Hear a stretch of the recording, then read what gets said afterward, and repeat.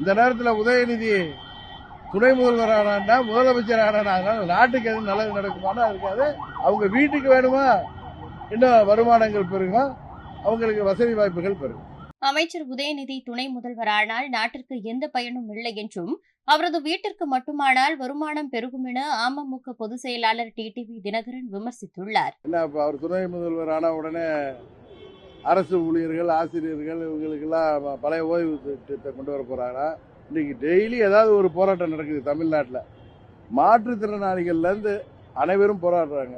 விவசாயிகளாக இருக்கட்டும், மருத்துவர்களாக இருக்கட்டும், செவிலியர்களாக இருக்கட்டும், அரசு ஊழியர்கள், ஆசிரியர்கள் அன்றைக்கு கூட கைது செய்யப்படுறாங்க.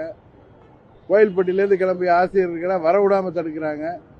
ஜனநாயக ரீதியாக போராடி தங்கள் உரிமைகளை கேட்பதற்கு கூட இந்த ஆட்சியில் இன்றைக்கு வாய்ப்பு இல்லாமல் போயிட்டு, காரணம் ஊழல் முறைகேடுகள் பெருக்கெடுத்து இன்னைக்கு திருச்சியில் பார்த்தீங்கன்னா அவங்க கட்டிய கொள்ளிடத்தில் கட்டிய தடுப்பணை கூட காணாமல் போயிருக்கிற அளவுக்கு தான் இந்த ஆட்சி நடைபெற்று கொண்டிருக்கிறது.